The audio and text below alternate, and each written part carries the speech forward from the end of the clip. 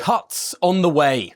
That is what we're all preparing for in the spring statement from Chancellor Rachel Reeves, all in the wake of a bumpy few months of the fiscal fortunes of the United Kingdom. My name's Tom Harwood and this is GBN Originals. Well, wind your minds back to the budget that Rachel Reeves presented to Parliament in the early days of this government. It raised taxes by billions of pounds. It raised borrowing by billions of pounds. It was sold to the country as the means to get this nation back on a firm footing, to plug the black hole that the Chancellor used to talk about so much, and indeed put the country on the right track to head forward for growth. Well, fast forward several months and what has actually happened? Well, the headroom that the Chancellor tried to create in her budget, that appears to have been all but wiped out.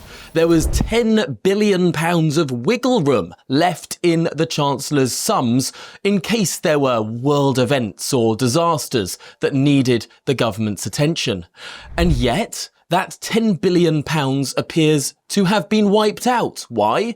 Well, tax receipts are lower than the Chancellor expected them to be. Despite raising taxes on so many of us, the amount of money coming in doesn't quite meet those expectations. And more than that too, the cost of borrowing money from the government has continued to rise and rise and rise. Gilt yields, as they're known, the amount of money that you get back if you invest in government debt, well, that's been rising and rising. It coincides, of course, with greater borrowing under this Chancellor. It stands to reason that if you borrow more money, the amount that you have to pay to service that debt increases. Well, the debt rule was changed in the budget back last year, which meant that the Chancellor found room to borrow tens of billions of pounds more, she says, for necessary infrastructure investment.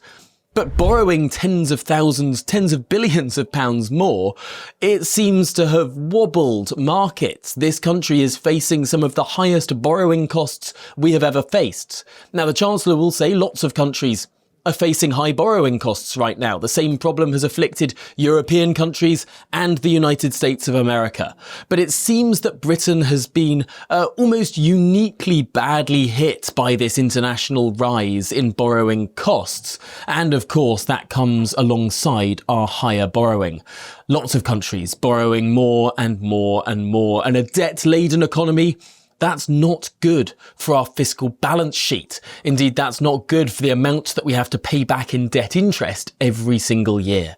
So putting those two things together, the amount that we're getting in tax lower than expected, and the amount that we're paying to service our debt higher than expected, that means that cuts have to be found in our expenditure.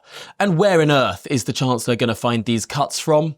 Well, all of the words seem to be, all of the mood music looks to be around welfare spending. Yes, could it be that the Labour Party lives up to the name of that party? Labour. Work. Too many people in this country are not doing labour, are not at work. Could it be that the benefits system is disincentivising people away from work? I'm not talking about job seekers allowance. That seems to have been a system that has massively tightened up in the last 15 years. The number of people claiming job seekers allowance is actually relatively low in the United Kingdom. Why? You need to prove that you're looking for work if you claim job seekers allowance. Us blokes hate talking about a little thinning up top, and many of us settle with that balding look, but that wasn't for me, and that's why I went to Elite Hair, the world's leading hair loss clinic, and now I've had over 4,000 new hairs added to this barnet, and very soon I'm going to be rocking some brand new flowing locks. And you can too! So how does it work? Step 1, I sent the team a set of photos of my head. Step 2, I then spoke to one of the Elite Hair staff who looked through my photo submissions and worked out a treatment plan for me. Step 3, Elite Hair then organised accommodation and the treatment. statement, I was at their state-of-the-art treatment centre in Istanbul, and their incredibly kind staff took me through the process, and before I knew it, I was in surgery. Elite Hair and their leading medical experts have specialised in pain-free treatments using the sleep deep method, and they really mean that. I felt incredibly relaxed the whole time, and I haven't felt any pain since. Check out Elite Hair using the link in the description. When you do, Elite Hair will provide you with a free personalised hair analysis. Then you'll join over 100,000 happy patients. Hit that link and start your hair growth journey like I did today. But there are other benefits that you don't need to prove you're looking for work on. Long-term sick benefits, personal independence payments, these sorts of benefits, well, you don't need to prove very much at all once you're on these benefits. You pass your initial assessment, you say that you have a mental health illness, and you get money and money and money. And clearly, there have been many, many more people claiming these benefits. The number of people out of work on long-term sick benefit, well, that's been climbing by hundreds of thousands of people each and every year for the last 3 or 4 years. It seems that either the country has got a lot more sick than it was just 5 years ago, which seems implausible, or people are gaming the system. Now, the government has to find some pretty big cuts in the expected rise, the continued rise in the welfare bill. Might they be able to find that? Or, as with all welfare cuts, might there be some problems with the implementation? Might they go too far or hit the wrong people? Big questions to ask there. And, of course, there's something else the Chancellor needs to do too. Find growth. Part of that growth will, of course, will come from people getting off their welfare benefits and back into work. That's one way to help grow the economy. But the other is looking to cut regulation, looking to make it easier to build things in this country, making it easier to build nuclear power stations, generate energy, build homes, build roads, build runways.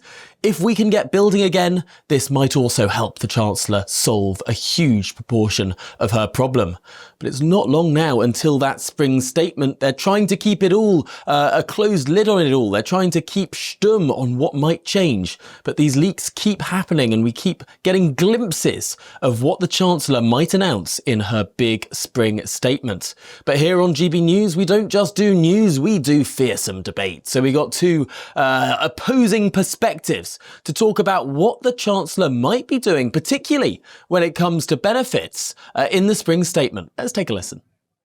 Well, let's ask, should Rachel Reeves cut these benefits? Delighted to be joining us now, the Executive Director at the Institute of Economic Affairs, Tom Clofferty, and the former Labour spokesman, James Matthewson. This will be an interesting one. Tom, we're often told that there is a bloated welfare state, but at the end of the day, people will be irritated if their money is taken away from them. What is there actually room to cut? I mean, certainly people will be irritated if you take things away from them. I guess that's always the case in life. But look, I think there are two big areas where the government could cut welfare spending. One is in the short term, one is in the longer term. And I think it's important to say up front, actually, this isn't really about cutting the level of benefits necessarily, at least not at first. I think it's about tightening up the eligibility, stopping people from gaming the system and making sure that the benefits we do give are going to the people that really need and deserve them. So that short-term thing, we have to look at the massive increase in health-related benefits spending since the pandemic. It's up 25% since pre-pandemic, and there is absolutely no way that all of that is necessary or legitimate. I think we probably all know that the internet is full, if you look at TikTok or Reddit, of people telling others how to game the system, how to make sure you get your PIP, and so on and so forth. I think that an antiquated system of assessing welfare benefits, frankly, has run up against modern technology and AI and everything else, and that is starting to cause significant problems. Yeah, no doubt there are benefits influencers on TikTok and Instagram and the like. That is certainly true. James Matthewson, former Labour spokesman, should the Chancellor choose to cut benefits? No.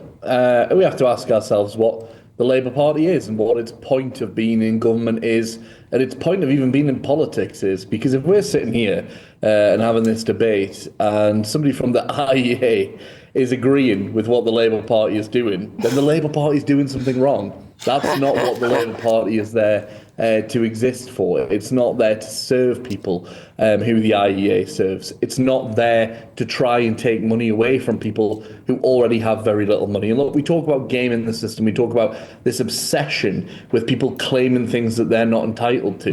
Has anybody who makes those claims ever tried to go and access anything through our welfare state in recent times? Because everybody I know who is currently claiming something, whether it be PIP, whether it be universal credit, is having an immensely hard time. James, do you think you should get disability allowance? Do you think you should get disability allowance if your child has ADHD?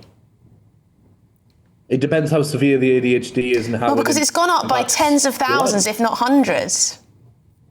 Well, that's because of the new diagnosis of ADHD that we're picking up on. It's a fantastic thing. I'm neurodiverse myself. I've got autism. I'm very lucky that it's not to a degree on the spectrum that I'm on, that it impacts my daily life or that my ability to work. For many people, it does. And PIP and welfare benefits, this isn't about not working. This is about the cost that it brings to your life of having that disability. And those neurodiversities are considered to be disabilities. I just don't understand how we've arrived at a world where we think, and it's the same as happened in America with these efficiencies through the Doge department, where we think that rich people are somehow exempt from, we have this huge cry out when we want to tax private schools or have VAT on private schools because it's going to be so hard and difficult for those people.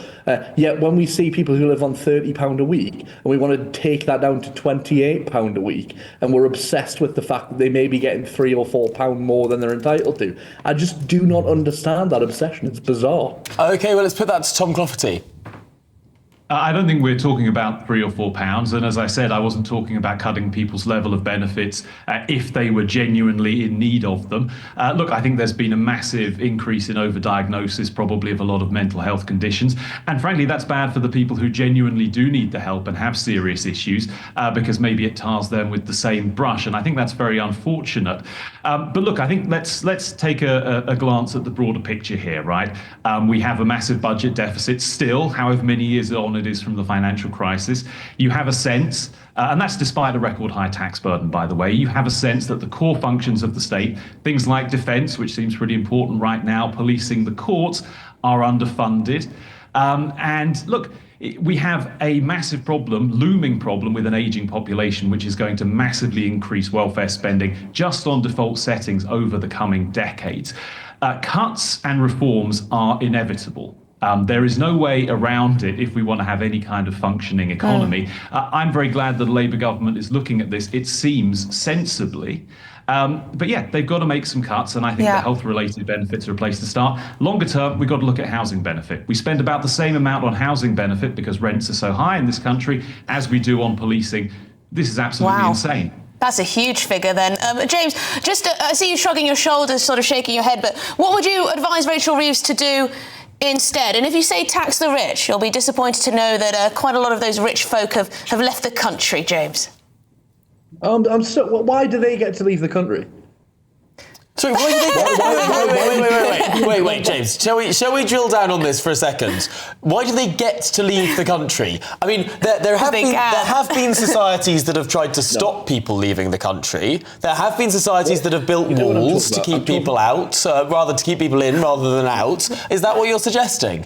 No, I'm talking about the fact that I do not believe for 1 second that these numbers that you keep coming up with about people fleeing the country because they're getting taxed too much. We've got somebody from the IEA here, which is a think tank set up to protect the rich and to stop them from paying tax, right? Hang on. We'll let Tom come back on that. And no, let me finish my point. Okay, finish your point. When you look at the whole purpose of the system is set up to stop rich people paying tax and to stop people who have money not having to give more money to the state, and there being a smaller state, then of course you're going to hear these arguments. The whole point is people who live day to day on benefits and are existing on benefits are not living the life that you think they are living. It is immensely difficult. They are suffering in many cases, and people under the current system are still not being able to access what. Okay, we are pressed for time, but we do have to give a final word to Tom. Tom, your organisation was called something that was only set up to protect the rich. Well, look, it's complete nonsense and it's playing the man, not the ball. I think the ideas here are pretty clear. And no, the IEA believes in free markets and a free society and prosperity for everybody. Our founders, actually our director and editorial director for many years, were proudly from working class backgrounds.